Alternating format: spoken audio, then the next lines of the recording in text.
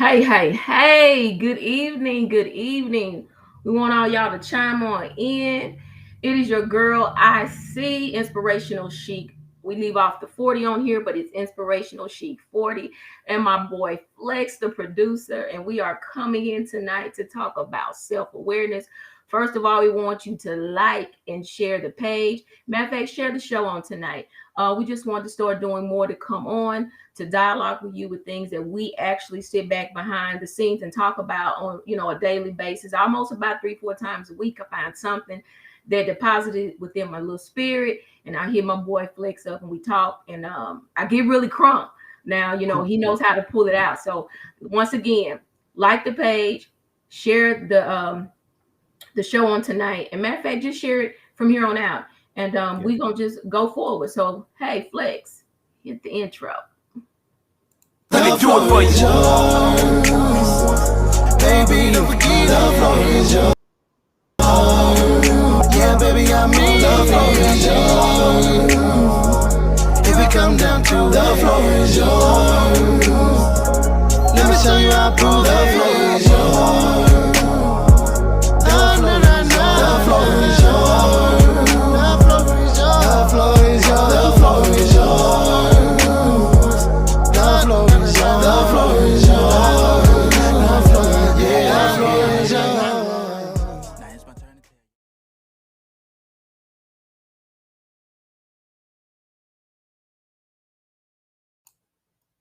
Think you're on mute, I see. There we go. Let's get off of there. We're used to doing that quite often. Trying to read them lips over there, man. Well, I mean, you probably knew I was saying something, but hey, I did. What we're gonna do is we're gonna dive on in, and you want to give them a little bit of what we're gonna be talking about tonight? Yeah. So a few weeks ago we was talking about different topics, and I wanted you to talk about forgiveness, but you wanted to go a step even before that and talk about self-awareness, and how in that discussion we talked about how important it is in everything we do to be aware of self, our strengths, weaknesses, our fears, things of that nature. So that's what the show is going to be about, self-awareness. We're going to talk about the barriers to it, how to overcome it, the triggers, things like that we need to be aware of so we can be the best version of self possible. Absolutely. Yeah. So I want to talk about from the jump, like what made you want to tackle self-awareness? Well, the truth is, I'm a YouTuber. I like to get on YouTube and I like to watch videos, right? Ones that kind of make me pull the better me out, the best me out, or the better me that I'm trying to get to. And so it was actually a pastor out of Houston, Keon. I can't remember the last name, but I know they're at the Lighthouse, right? And he always has a specific topic that he's speaking on, and we just happened to get on, and it was about self-awareness. Well, I call them the Four Horsemen because there are actually four men, pastors, I should say, that dialogue together. And I believe they have two different campuses, and two of them at one campus and two are at another one. And even when the forgiveness drew me in, it was just the fact of how they are so transparent, but they're men. And usually we kind of pull and gravitate more to women if we are the gender, because that's where we feel like, hey, we can relate.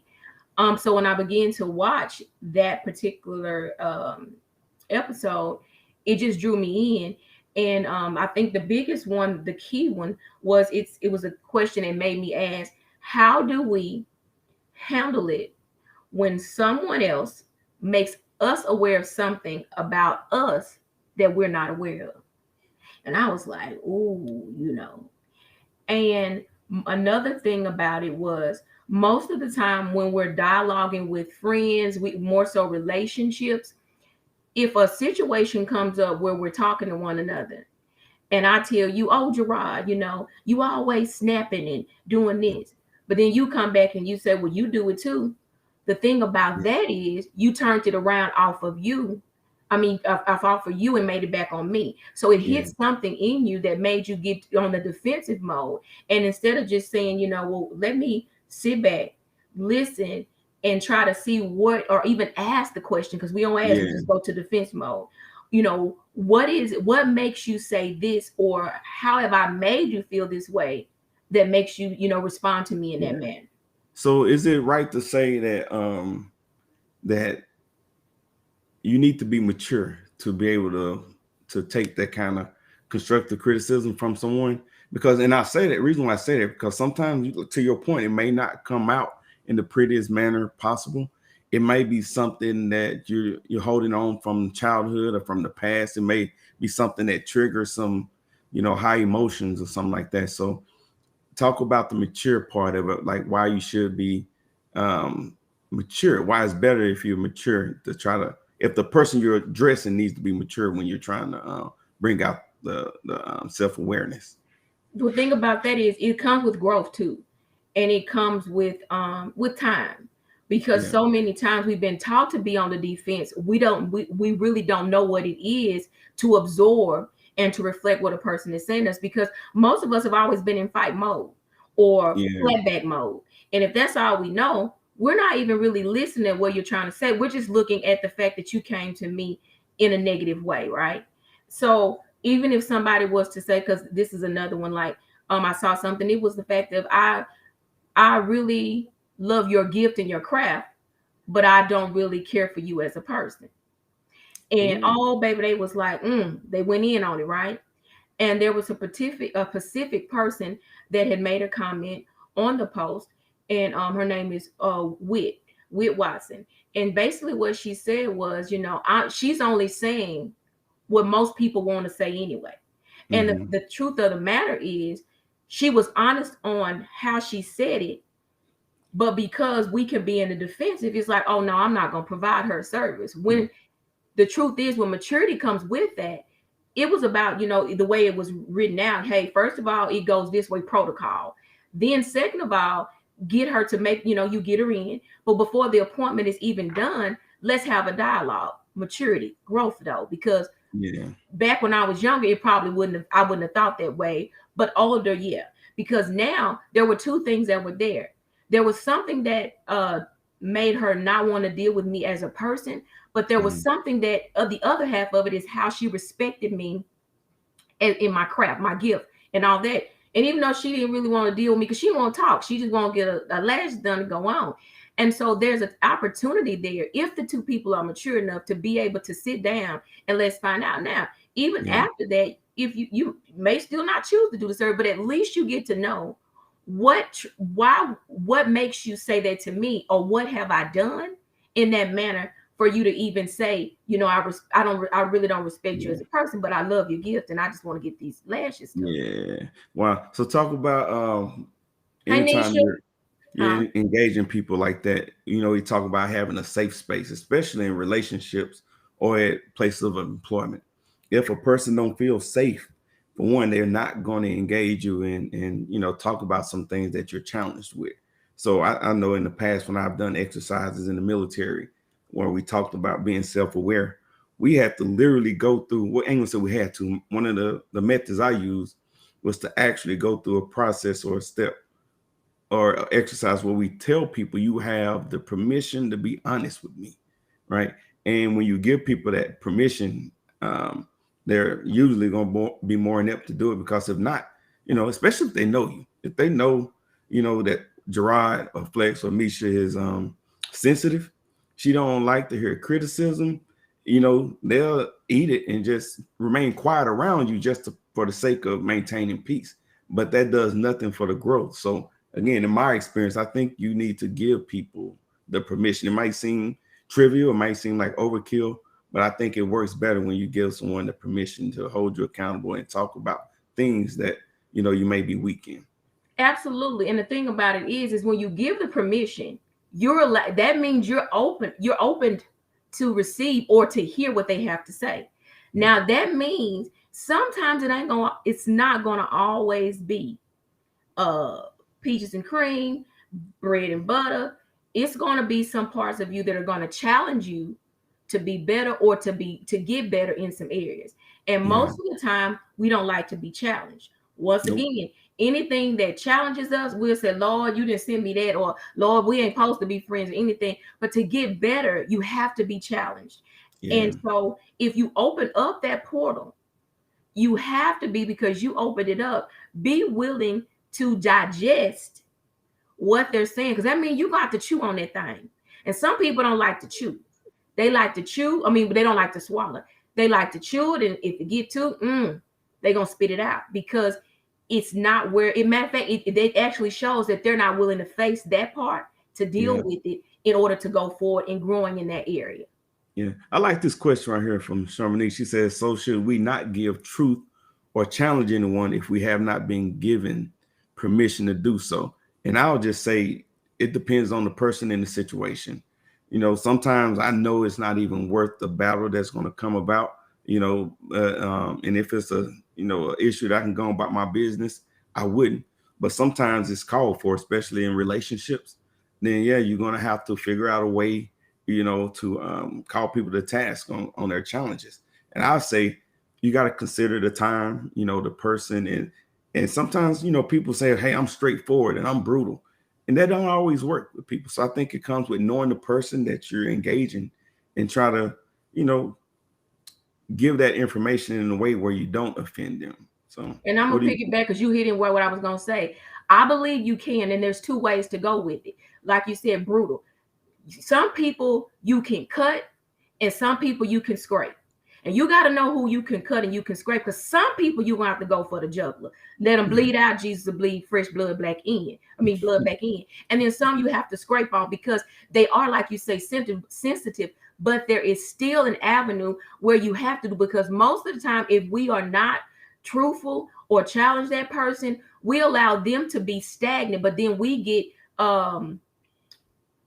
not confused.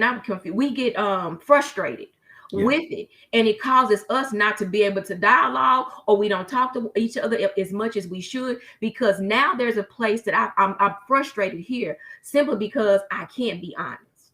Yeah, and that's huge. It's huge. I think challenging and engaging each other is growth for both people. It's not like I'm the pupil. I'm the teacher trying to teach somebody. It's like, hey, we're both trying to grow. And even if I'm pointing out a challenge that someone else is having, I'm growing in my communication skill. I'm growing because I'm self-aware of how I need to specifically engage that one person. And to that point, the way I talk or engage one person may be totally different for how I engage everyone else. And that comes with military term. We talk about situational awareness. That's just like challenging your children. Most of the time, and Gerard, he'll tell you this. I go and I found a whole bunch of stuff. I'm learning from the little kids at 6 right about now, because their parents are allowing them not to be us to do everything for them. There's different stations that are set up where they prepare certain things like the milk and the cereal, but they have to put it in the bowl and different things. So it challenges you to think different or to change your perspective. And if we just keep handicapping, they'll just be like, not knowing how to do anything until we feel like they're able to do it, when actually we can help along the way, not basically just, ride with it, but just say, you know what, let me suggest it this way. There were times when I wanted my children, because it's not just a relationship with male, female, but you have children and you have friends and all these different things. And when there were times that I needed to talk to my children in order to challenge, sometimes I had to write a letter, and put it on the bed, but it still needed to be said. But that allowed the person to read it, or my child to read it, and me not jump in, because what we do when we're listening to one another, we'll hear the negative part, and everything else that was good behind that we don't hear, and we jump on that one thing, or we cut people off when we're talking. But simple ways to do anything will allow a person to digest what you're saying without being interrupted, and then they can come back and say, you know what, I get it, so let's talk. Yeah, that's a good point. Dee said, how does the permission to talk go? Example, you say that you want to tell me something, and you didn't wait for me to say, I give you permission to be honest. No, I don't think you wait until the heat of the moment to have these conversations. You do it in the beginning when you first start dating, and then you might have to revisit it several times throughout, the dating period, until the time when you actually committed. You're going to have that conversation continually. But to your point, how do you do it? Again, it can seem trivial, but I can tell you this from experience. If you wait till the heat of the moment to try to hold people accountable, especially if that person is overly sensitive, you know, or if there's some triggers that they may be dealing with from childhood or a number of other reasons, it's not going to go over well. So I say again that these conversations don't wait until something's going on or we're at a conflict to deal with it or to talk about it. Talk about that when we're, you know, in a good time, when we're getting along just fine. And I think you put yourself in the advantage. Well, what I'll say is when she says it there, she says, you say that you want to tell me something, and then you wait for me to say, I give you permission to be honest. No. It's just a response. You know, you be like, oh, girl, I want to tell you something. Now, your response is either going to be like, nah, I ain't got time. I don't want to hear it. Or you're going to ask the question, what is it about? And 9 times out of 10, we're going to be like, what is it about? You know, and so those things. And so if you're talking about in the heat of the moment, then sometimes we have to back off of things, because I know that we as women, sometimes we want to just really, you know, get it all out right. You know, we want you to hear us. And then at the end of the day, like Denisha said, we wear our feelings on our sleeve. And so if anything you do, it's going to be a little bit tender. Or if the atonement changes when you're talking to me, now we into a whole nother realm of, don't raise your voice at me, or, you know, different things. So there's definitely an atonement when we talk, but there's definitely when a question is asked, it's just basically most people will come back with what is it pertaining to? Yes, I will, or is how long it's gonna take, or I ain't got time. And then sometimes they'll even, you know, you say yeah, and they get to start into it, and you be like, wait a minute, hold on. So yeah. You know, the crazy thing is that we give people at work or other places a lot more grace than we tend to give the person we're in a relationship with. So, I mean, we're extra patient because money is on the line. Our employment is on the line. Our ability to have a good, decent quality of life is on the line. But when we go home, oftentimes we don't extend that same grace to the people that we're under the roof with. So can you talk about that? Why you think that's a challenge? So you're saying that the people that superior over you get a pass to talk to you any kind of way? It could be superior or it could be a peer, just because we know we're at work, you know, hey, we're gonna that's what they have meetings for. We need to have a meeting. Yeah. What I'm not gonna do is go back and forth with you. And there's a way to talk to me. So that's why I've learned this method. 10 and 2, everyone. No, 2 and 10. Let me back it up. 2 and 10. I'm blown. You come to me the wrong way at work, or you just saying certain things, I'm really cussing in my head. And I'm going to talk to you at a 2.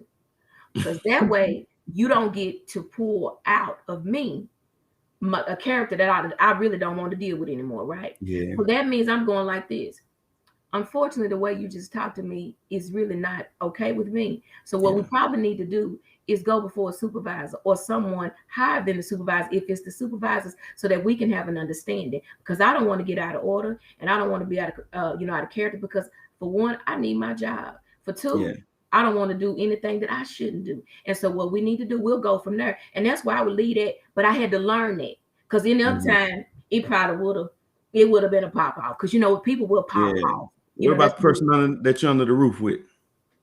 Okay, the person under the roof. I've been here, getting conversation. It begins to get heated.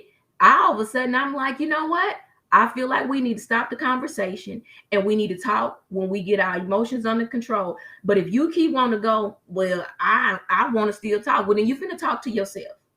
Yeah. Because if I'm doing the best that I can to be respectful, and then to be in a place of respecting that this is not going the way it needs to be, then I need to pull back. And I need you to respect the fact that I'm looking at this is not going well, and it's not going to get us anywhere. And some things are going to be said that don't need to be said. And then we're going to be feelings going to be hurt again. And then here we go. And later on, it'll come up. Well, you said this, but I tried to stop this from going this far by simply saying, hey, let's just back off. And let's talk to each other when we're in a better place emotionally with our emotions, right? And our thinking. Yeah. So Mariposa, she said accountability is huge. There's only so much you can excuse, though. And I agree. I think what we have to consider in these instances is that we give grace, and grace is unlimited. But people say grace is just an excuse to keep going. I say no. Grace in the scripture teaches this, that grace is also accountability. and you give people grace while they grow and learn to become better people. So if you're excusing people and they just continue to do the same thing over and over and over again, I think that's a misapplication of what it means to show grace. We're showing grace in a relationship to say, hey, I don't expect you to be perfect. And likewise, I'm not perfect myself. So what we're going to do is we're going to grow, but accountability is one of the greatest form of love that we can show. You know, when Right. you're telling people or, you know, in a loving manner, like, hey, that's not cool what you're doing, the way you're treating me, the way you're treating other people. I mean, you got to call this stuff to task. And what ends up happening a lot of time is we'll allow people to mistreat other people. And it's funny. I tell people all the time, it's just a matter of time before it's you.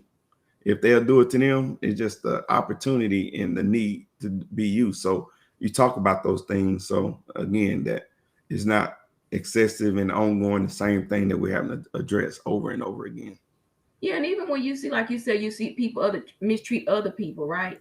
And then you said, like you said, it'll be coming around to you. That's when you gotta even stop it there, because that's when you be saying, now look, if you're doing that over there, one day you may try me, and I just want you to know that grace gonna show up, but you better pray mercy around the corner too. Cause see, and then when I say that, I don't mean a physical thing, because you people know how to inspire you with words, and they know how to eat you with them too. You see Yeah, what I'm saying? But they don't have to eat you in a manner in which they cuss at you, but they really tell you about yourself, and you be yeah, really sitting there wondering, did they just cuss me out? yeah.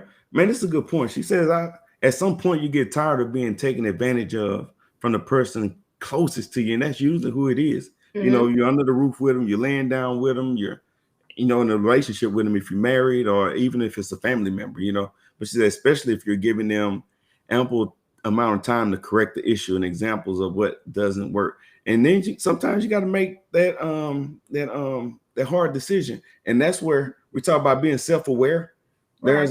There's a behavior disorder called codependency, where people when they're in their comfort zone, when they're providing and doing for other people and other people are mistreating them, well, they get their value from doing and making other people happy. And you get with the wrong person and they're going to run and trample all over you. So the thing is, if that person is a codependent person, again, no matter how many times that you tell them that you're hurt, that person they're not going to leave. They'll tell you that they're hurting, but they'll still say there and even make excuses for that bad behavior. Now, what I do take out of this too, she says, especially if you've given them ample amount of time to correct the issue and examples of what doesn't work well. And that's true. And most of the time, the reason why they don't, because that's their challenge word. They being challenged to do it differently. And because they set in their ways, they get the bucking on every corner. But then in the end, when they finally getting it may be too late. That person's gone or you are gone, because now at the end of the day, people are together. And when they have issues, one person is getting well and the other person is getting sick. What you say, just keep taking advantage. And in the end, excuse me, and in the end, nothing healthy comes out of it, but separation and going on. Yeah. Yeah. Oh, D boy. D said she a pit bull. She said, I agree. If I say I don't want to talk about it and you continue, then I'm like a pit bull off the leash. I'm going to tear into you. And I get it. And we know, and we really know how to sting people, because you know you'll sit there and you'll wait to give a good below the belt. You see what I'm saying? Because I done already told you to go on, and in the end you give it, it still don't make it better, because you know here. So I was always the one, like if it was a scratch or a sore and it had gotten a scab, and if I'm saying I don't want to talk, and you keep pulling the scab back off of it, what you think the pit bull gonna come out? And most of the time, it's just the fact of now we got to just come off of it. You know, we got to say in our head, I'm 10 right now, D, but I'm gonna talk as 2. That's what I'm gonna do. And 2 mean I'm finna go on in here, and then you know you like a glass of wine, baby. You might have to get that glass of wine and just go sit and drink that wine. And we do have to find the avenues to exit properly, well, gracefully exit. Let's say that I'm gonna gracefully buy out of this situation because we're not getting anywhere. Yeah, I love that part right there. I ain't Jesus. There's only so much grace, and I can extend it. And it is, you know, we're human, and that we get, you know, that's the mark that we try to set. You know, what would Jesus do? We hear that a lot. But people will take advantage of you knowing that you're trying to grow and be the better person, and they will push and purposely, scrape that scab off. And I say, understanding that person, you got to know that and recognize that, and to use that man bow, let them have it. And you got to be able to swallow that pride too, because that's a big part of it. Roll back down to Denisha's where she says she made a mistake. Okay. Oh, I forgot we can scroll down over here. Yeah, we good. Yeah, here we go. Got it on the screen so we can address it. Okay, she said, I made a mistake of seeing someone through rose-colored glasses when it came to me, but I saw how they treated others with binoculars. Now, that right there, let me tell you, I wish I had my rose-colored glasses, but I got a pair of glasses. Let me tell you something. I just put these on. Baby, if you didn't say something right there, because that's how it happens. You can see from afar, well, like you said, with your binoculars, how somebody is treating other people, when the truth is they're doing it to us right up under our nose, but because of the bond that we think we have in this relationship, we don't even see it until something comes up that in the end it triggers you or it affects you, that you said, I done seen this before, it's familiar, and I ain't going. Yeah. So I really do like that. And then she said, then here they come playing the victim after they done prodded and poked and aggravated. Oh, they'll even tell you that you mean. That was mean. No, it wasn't. Yeah. It wasn't mean. It might have been, but you made it was honest. It wasn't mean. It was honest. And I tried not to go there, which I need to be honest anyway, but I tried not to go there. And there you did. You pulled the card. And the joke's on you. And she understood that Jesus will turn them tables over. Let me tell you something. I like her. Is that a girl, a guy, what? I think that's a female. Mariposa. What does that mean? Butterfly or something? Okay. Well, baby, let me tell you something. I really, really, really enjoy her comments, because I've always said that too, because even Jesus got tired. And he did turn the tables over in the temple. He said, "Now here, this ain't going down like this." So I always say, what would Jesus do? In my mind, I started saying, I'm gonna do what he did, and I would always go back to that particular point right there. So I turn some tables over. Yeah. Oh, not technically, but I'm gonna address it, and let's do it like that. Hey, you're gonna match them. So Ebony said good evening, and then she says respect people's ability to identify the need to buy out. That is huge. Or create distance as well. Each interaction has to come with respect of each other's individual choices without biases or continued unhealthy interaction. That is right. Sometimes you just got to know, like, you know what, there is no good coming out of this. And you know what, what that old saying, live to fight another day. And so that takes you to self-awareness, awareness of self. This ain't good for me. And because of that, I am. And I love the part about the buyout. Yeah, I'm buying out gracefully. I ain't mad. Yeah. I'm not upset. But this right here, no. Yeah. And even in friendships, it happens that way. That doesn't mean that, I don't love you. But some things we just not going to be able to do together anymore. And I may not even see you as often. Every now and then, man, we may talk. But that doesn't mean I don't love you. It just means that I'm in a different space. And I'm going to a different, place in life that doesn't acquire me to be attached to this as much as I used to be. Good point. And I think we can even go a few steps before that and talk about understanding. Yeah, Cash, can you give me some hot links? I'll pick them up. She is crazy. But when you talk about being self-aware, you need to be self-aware to know if you're ready for a relationship or not. Sometimes the desire and need for companionship, will override what we know about ourselves and won't go and get healed. So being self-aware allows us to heal if we take the steps necessary. Right. It really does, because at the end, it's because you internally, you're going in with yourself. There's nobody in this equation when we got to deal with self. Other people have been a part of the book or the chapter and different things, but when it basically comes down to it, it's personal rehab at this particular time. And nobody's in here. And it's just me, myself, and I.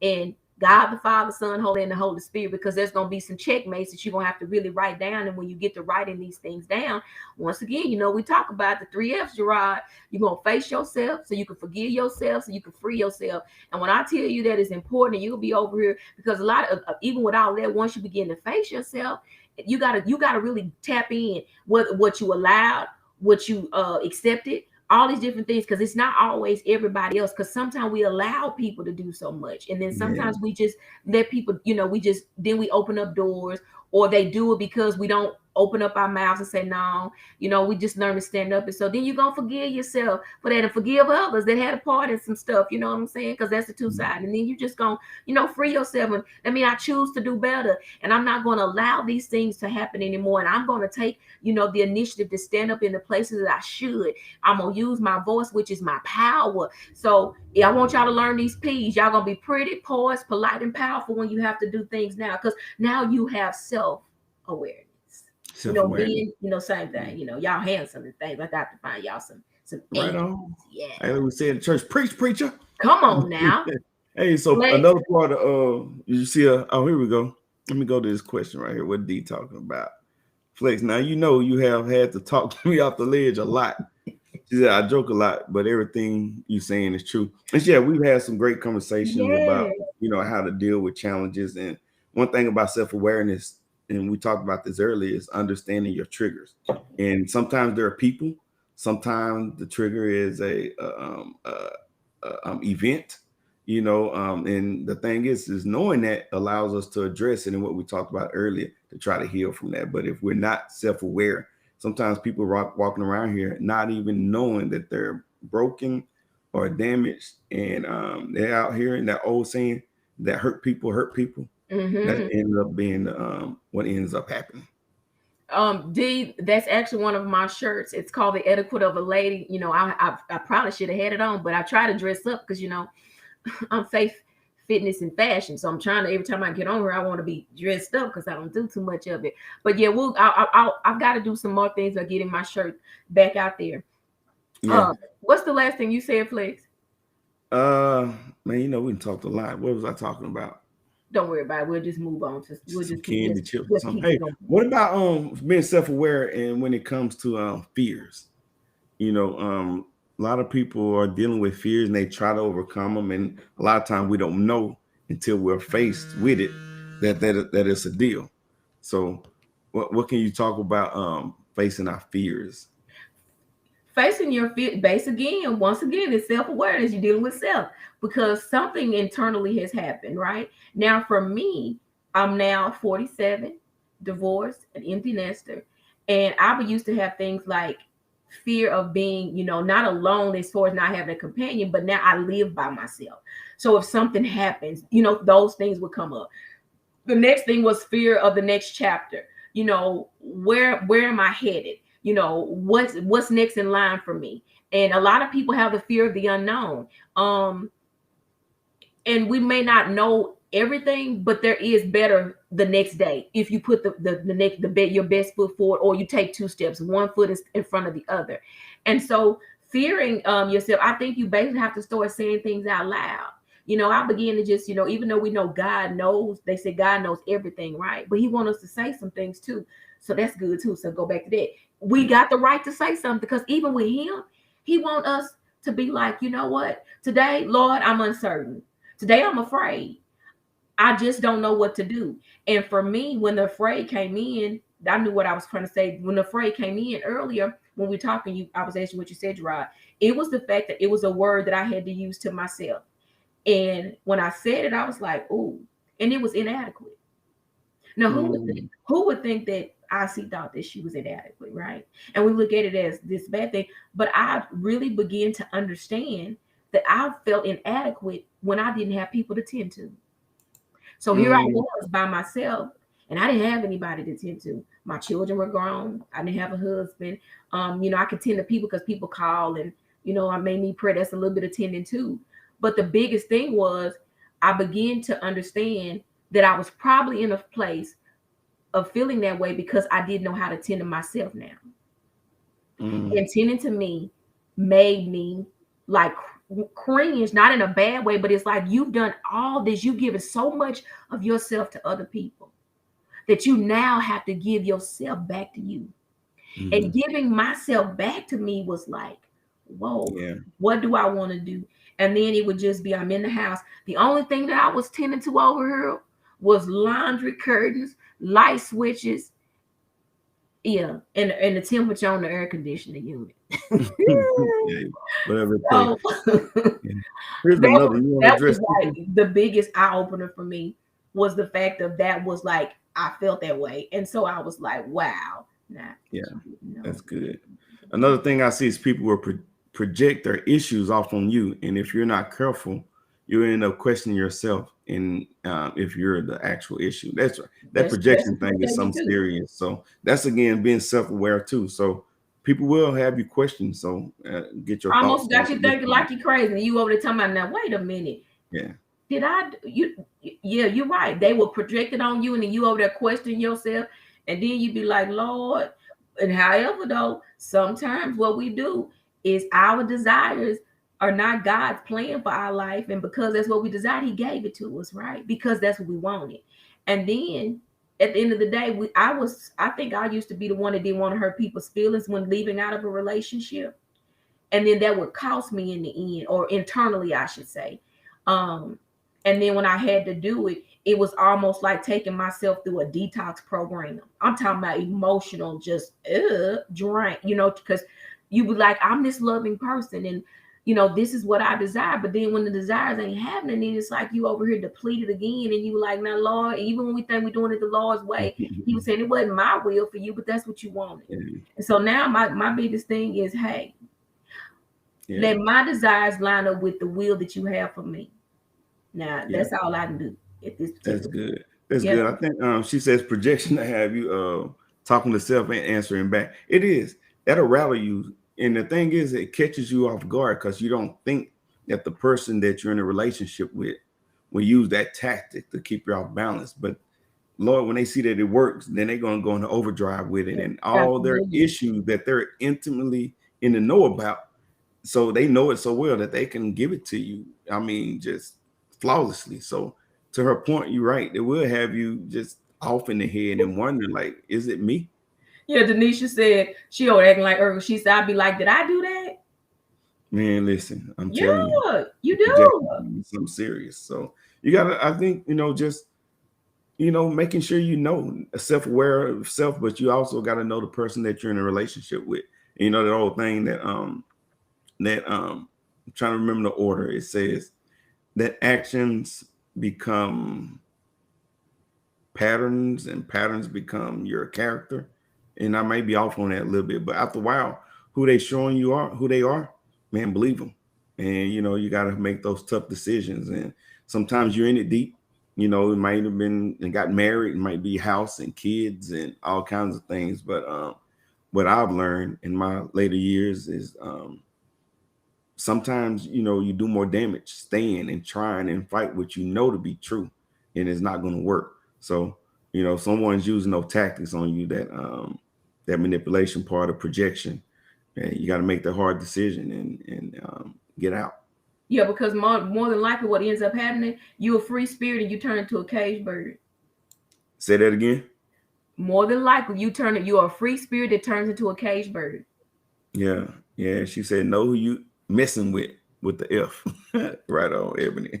Yeah, because So one thing about it, things do come out, and a lot of it comes back from childhood triggers.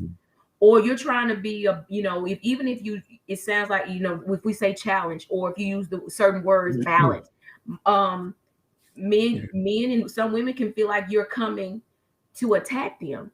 That's not it. But it's saying there's something in you that it don't have nothing to do with me, and you're portraying it on me from either the last relationship, what your mama did or didn't do, and different things, or even with the woman, what your daddy didn't show up, and all these things. And what happens is we begin to put that on our significant others or the people that we're dating. Yeah. And sometimes we put it on our kids. Yeah. Another part of self-awareness is not just your weaknesses, but it's your strengths. Right. You need to know what you're good at. And I liken that to understanding, like in a business sense, the market you should be in. I was talking to a good friend, my brother the other day, and I was telling him, like, when you understand who you are, you will not let people drag you down in the mud. And my thing is, I was telling like the altercation that he had. And when you see these people that don't care, they have nothing to lose, they're not out there arguing with the Michelle Obamas and the Barack Obamas and some of these other people that are esteemed and great accomplishment and stature. they're gonna go with who they think they can drag down with them because it's lonely down there and they want you to get dirty. So again, it's knowing yourself, knowing your strengths, knowing what you deserve. And this is not a prideful thing, but it's real life, just simple as that.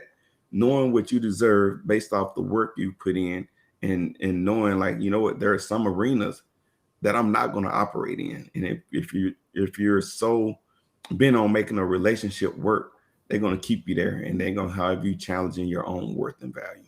I love what Tiffany said. She said, yes, in self-awareness, she said, you realize that you cannot fix people. Do you hear me? I mean, even your prayer ain't gonna change now. Because one thing about it, it's still a choice, right? What I heard on TikTok, you wake up every day with two seeds, a chance and a choice. And the thing about it is, people that don't want to be fixed, they have people that want to be fixed. They gotta want that to come about. And even if I want it and you don't, guess what? I'm still over here being drained. Yeah. So it's like medicine, right?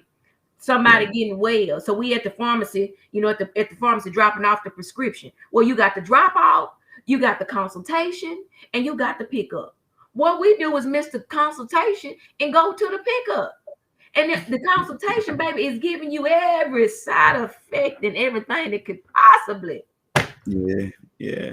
Come about. Appreciate these comments. She said she and her husband had to have the conversation before they got married. Everyone knows she's a free spirit. He didn't try to change her, that we balance each other out. And that's Absolutely. True. So we talk a lot about freedom, right? So I'm not saying that I got the freedom to come in and just do whatever and however what I want to do. But my thing is, and we talked to Tranquil about this a lot. She really opened my eyes to this thing about freedom. I don't want to be in a relationship where I got to treat somebody like I'm their parent and they're my child, And now I think at a point that becomes manipulation and even, some type of sorcery or witchcraft. I want to be, if I'm in a relationship, that person needs to be able to freely be themselves. Now, that doesn't mean that it doesn't come with accountability. Whatever you do, whether good or bad, there's consequences. But at the same time, I don't want to govern my relationship like I'm their boss or their parent or something. And that puts them in an unhealthy way where they're not happy. And then what's likely to follow after that. See, and that's what I like about that, because once me and my ex-husband, we went out, we're not married, but we are friends, and we do get a chance to hit dialogue after the fact.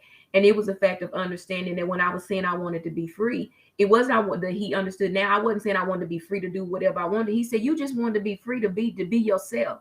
And that's all I ever known to be, was myself. And when you don't have that freedom to do it, I'm telling you, it's like slowly suffocating.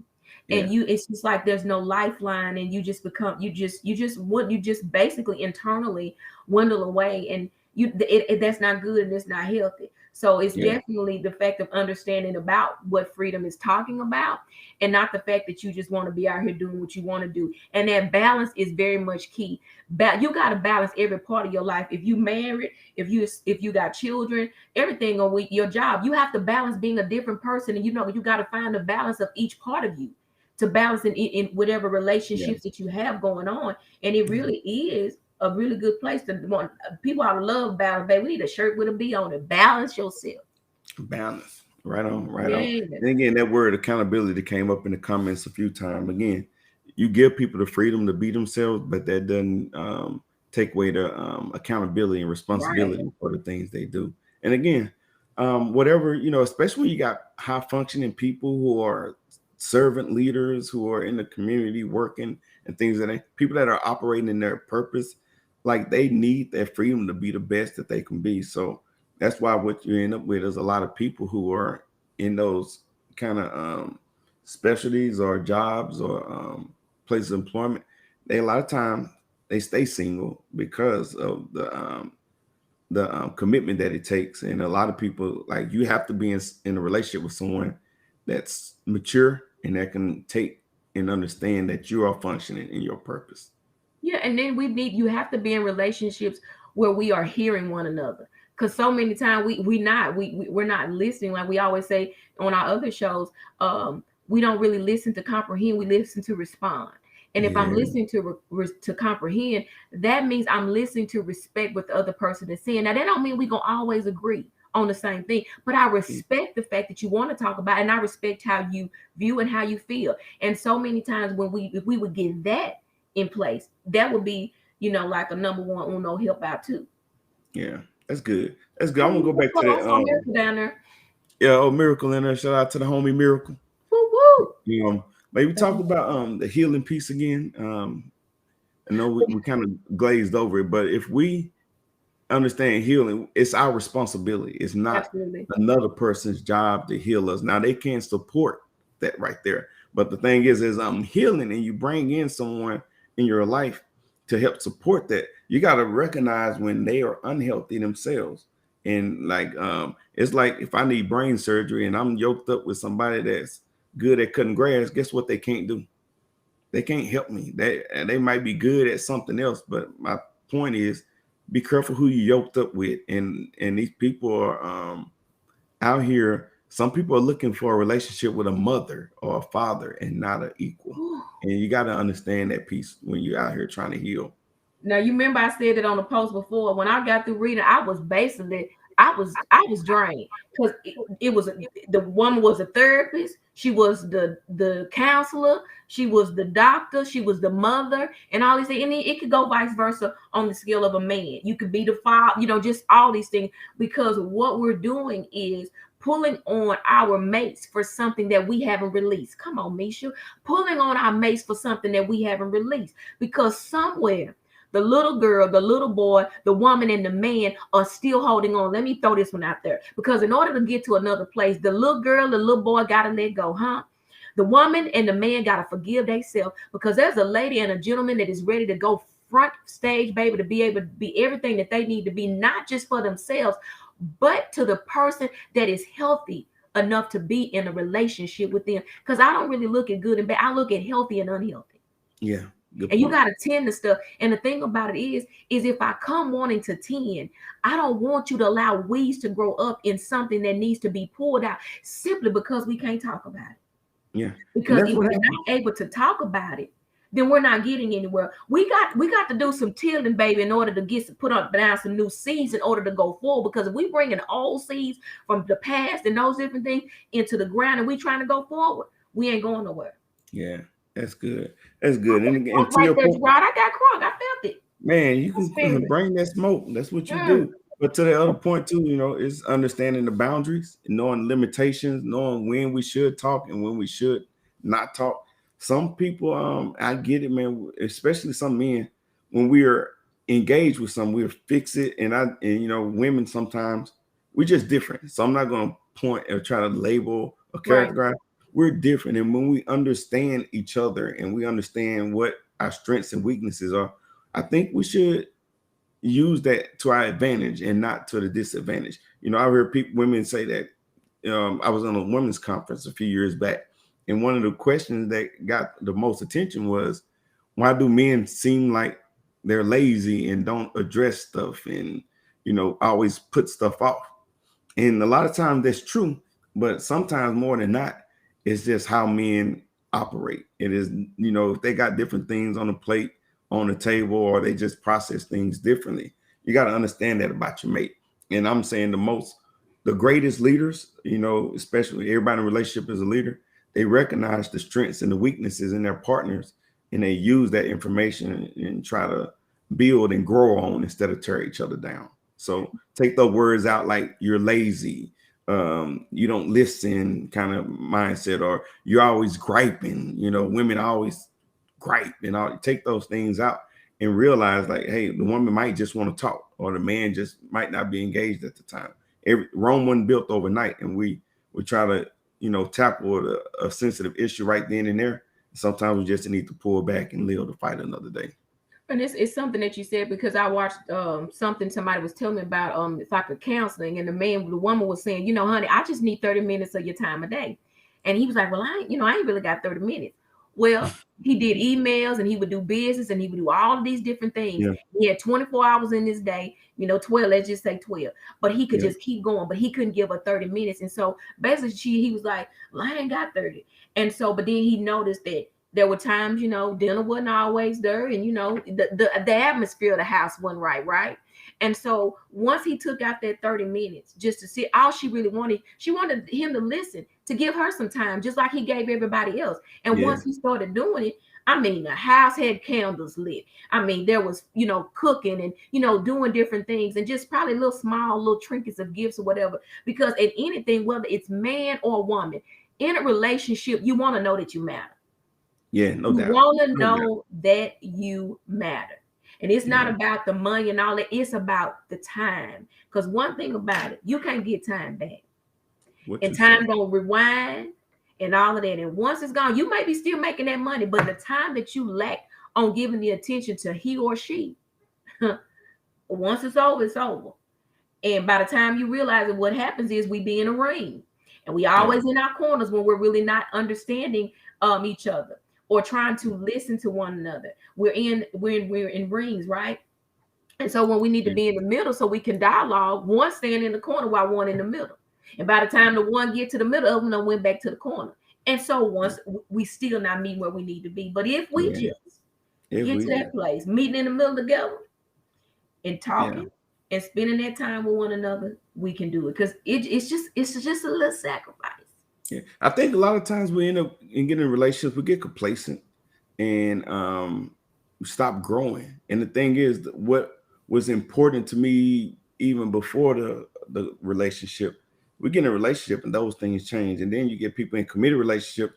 What was important in year one is probably not going to be the same thing that's important in year 5, especially when you introduce kids into the equation. Parents are aging. Anything can happen. And I think that if we're not, instead of being observant and understanding what each other challenges are, what we're facing, and saying it's not about me. Relationships are supposed to be about service and servitude. And again, one is given and the other one is given, but at the same time, I'm making sure that I'm taking care of myself as well.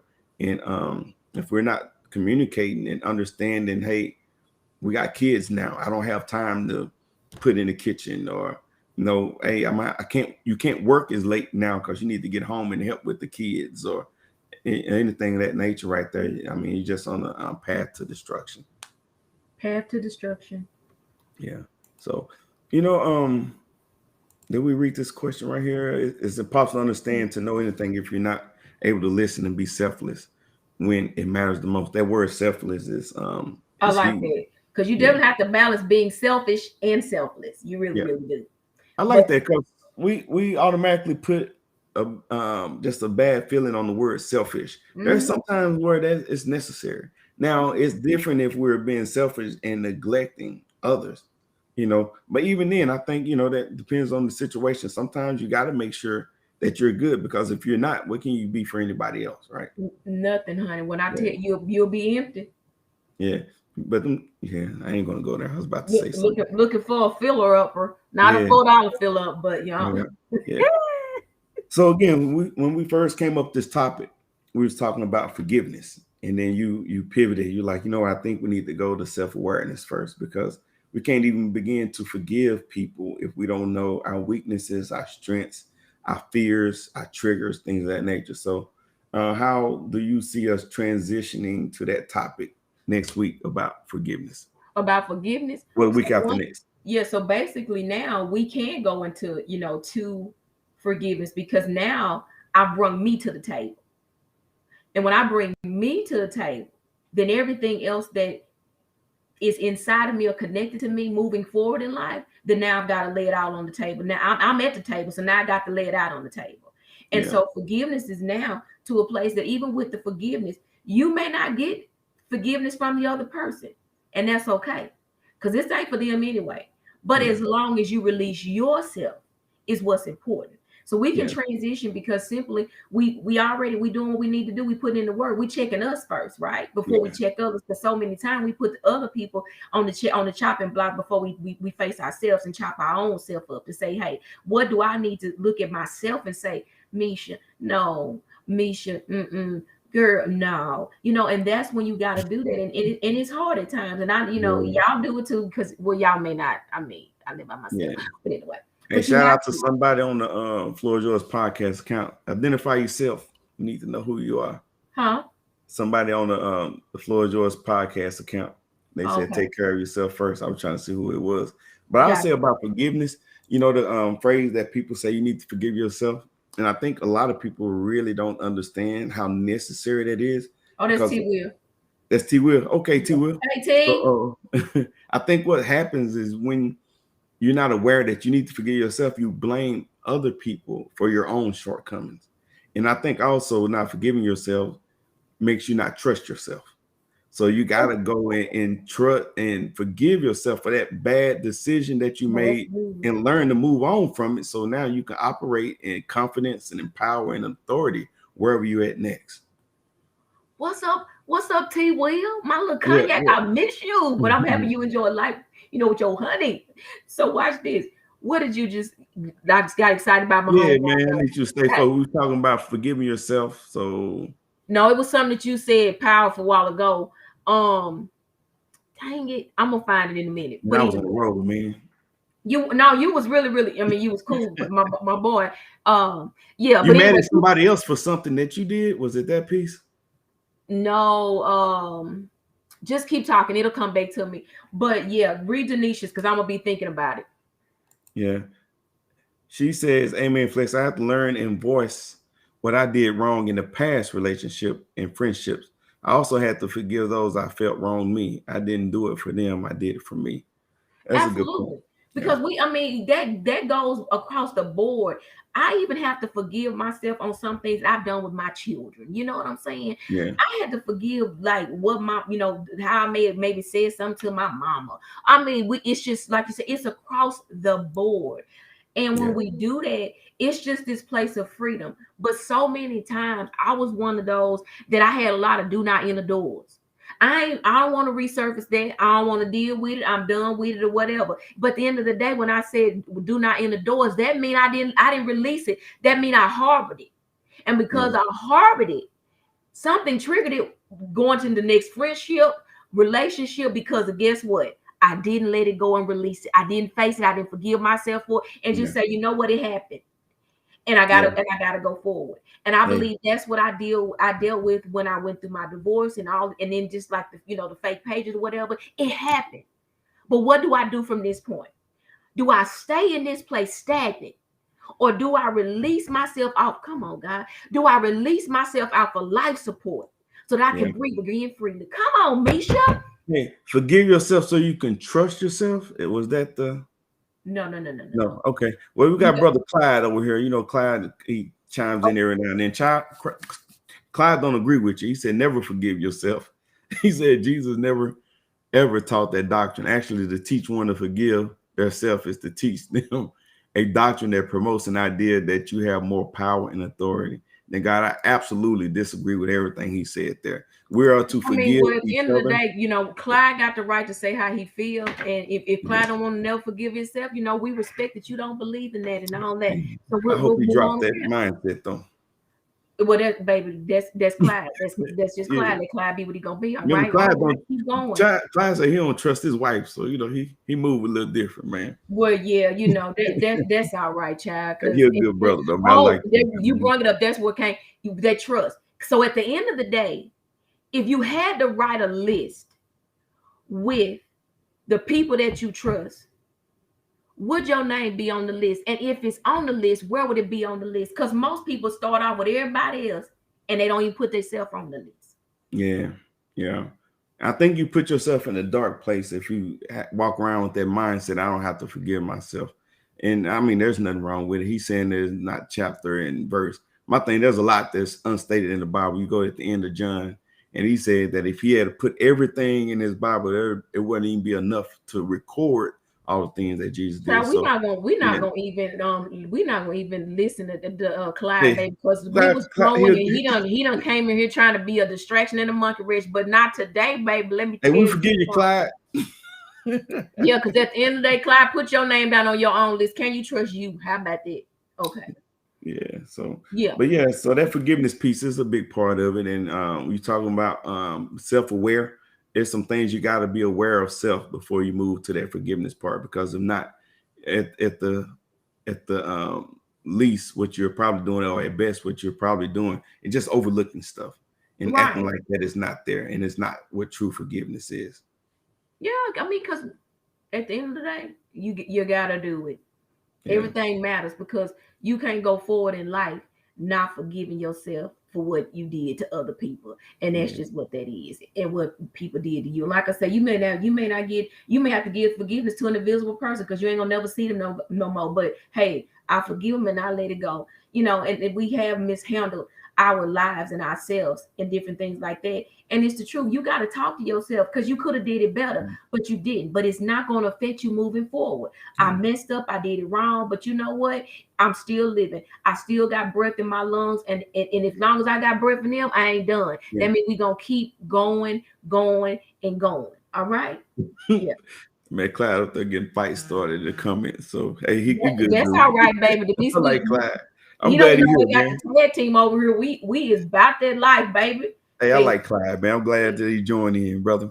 all of us, Hey, she's all a part of accountability. Everything we're wanting in a partner should come from absolutely. So what you I'm say? glad you said that, Ebony, because that is true. Because even me moving forward in life or going forward, the next relationship to come, I gotta possess what I already know should be coming to me in my mate. And I gotta work on some things and knowing that I'm not gonna respond a certain way, and that I'm gonna take the time to listen, but I'm gonna give enough effort to knowing that I'm gonna tend to this garden. I'm gonna breathe life into it, but I definitely ain't gonna stuff like life out of Yeah, that thing. yeah. You know what's crazy about that? Like I absolutely agree with her, but there are some times that we're so off that the things we're wanting from a partner is dysfunction. But we normalize dysfunctions to a point to where it can seem right. So again, that's where it comes to that self-awareness, but also what are we balancing it against to know that we are right or wrong about a situation. Well, let me tell you what I love about when you said dysfunction, because you echoing over there. Let me Yeah, tell you about dysfunction. One thing about it, we're not a product of our environment. We are a product of our dysfunction, right? That means I was a product of a dysfunction that my mother never talked about, relationships and the hurt and all these different things, or the missing pieces that she didn't. And so when I began to realize I don't have to be a part of that dysfunction because I'm gonna release myself from it. If she never talks about it, she never does this, Lord, those things are no longer attached to me, that I don't know how to properly move forward in this area of my life, my thinking process, all these different things. So Lord, just help me do it your way, understanding your will, but knowing that it's gonna line up. And I don't want to be in a place of offense in a relationship, any relationships. I don't want anybody to feel like I'm beneath them or superior to them. At the yeah, end of the day, we are here to make this thing work out together. And we're gonna take out the time to sit down and to have healthy dialogues. Because that's all it is. We need to learn how to have yeah. healthy dialogues and not confrontation. I like you said, learn, because Yeah. a lot of us anybody can communicate, but to effectively communicate in a way that's positive for the relationship, man, you got to learn those things, and it comes with work. Opening your mouth and raising Cain and cussing and fussing because you don't like something. That's communication, but it's not the right way to communicate. So in those instances, again, it takes us to learn how to communicate in a way that benefits and that edifies the relationship. So, Right. Clyde going in with the Bible verses. Kevin said what he missed a whole lot, brother. We be reaching And it go for back and do a unattainable rewatch. goals. Yeah, right. Denisha says we be reaching for unattainable goals in relationship, but that's only because we've been groomed by other people's relationships, TV, or what we saw going on in our lives with our aunties and our mothers and all of those different things. And so Yeah. we pick up those Or habits and those or guidelines. with the relationship or with the TV show and they 1 hour or 30-minute segment about these great relationships. And what we Right. don't understand is the work that goes in. Too many times we want what's instant, whether it's wealth or the great relationships. And the thing is, we're not putting the work in to build these things. And I Absolutely. promise you, that's an old concept. We know when we put the work in to build it, that it means more to us. We're going to cherish it more. We're going to protect it more. And we're going to do what we can to be meaningful partners in that relationship when we build it. nobody goes into a ready-made relationship to where you're not going to have any challenges. Right. And it goes back to the point that was made earlier. We end up requiring things from other people that we're not even giving ourselves. Absolutely. So, yeah. So I think this is a good cutoff point. Right. And I want to thank you for coming in. We reached like 100 comments tonight. And man, let me tell you, that right there, I love the interaction, because this is what this is for. This is for us to be able to dialogue and to have, conversations and get y'all's views on some things, and just to see where we're coming from. If you I wasn't married by 50, I was signing up for wait a minute, she said if I wasn't married by 50, I was signing up for a Married at First Sight. I don't see that coming. Where you see that? That's Denisha. Oh, she going in. Hey, speaking about our comment account, we gotta thank the homie Clyde. He put about 10 of them out there arguing with us. Child, I'm not giving Clyde no. I like Clyde, man. That's my buddy, man.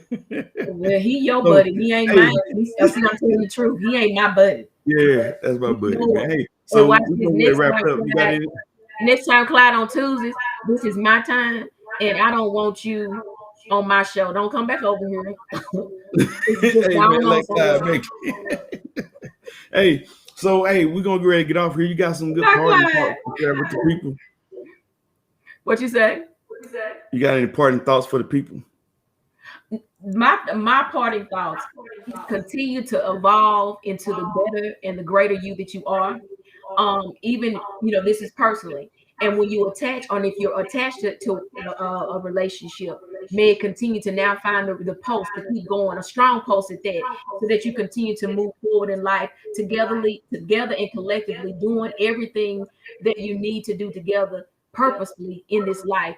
And just, love. I'm talking about love, baby, because that's what God put us down here for.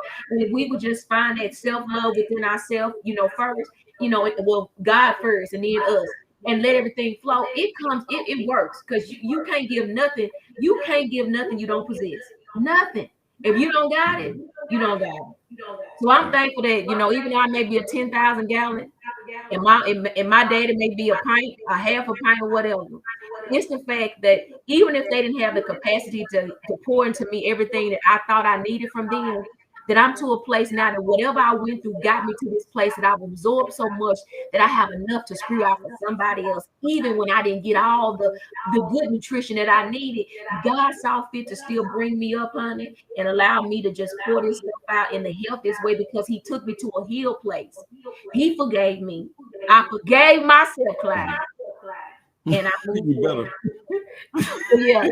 So hey, do all of this so that you can be better for your relationships and any relationships that you're going to be attached to, whether that's a male-female relationship or even with your friends and with your children, and so that you can be able to just be healthy. So that's all I want y'all to do.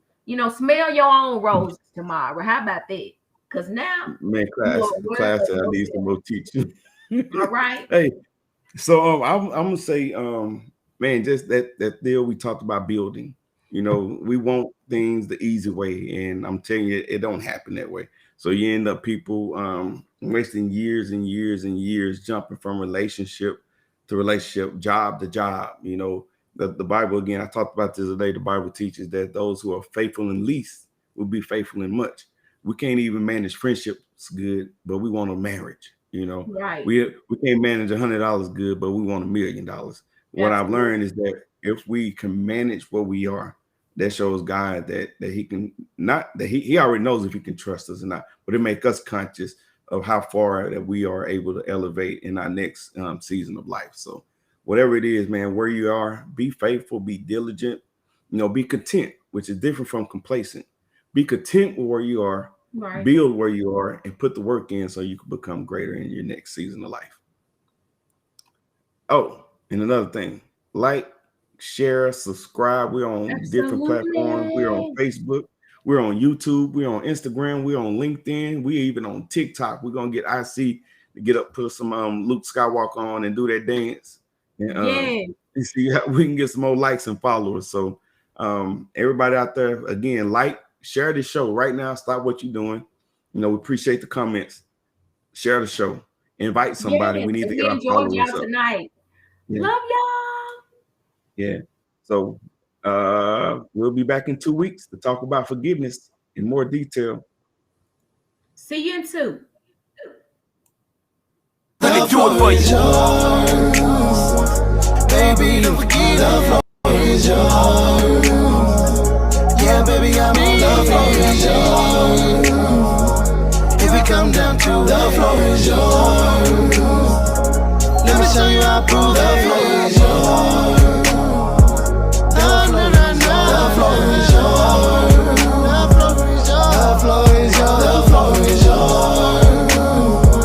The floor is yours. The floor is yours. The floor is yours. Peace out, people.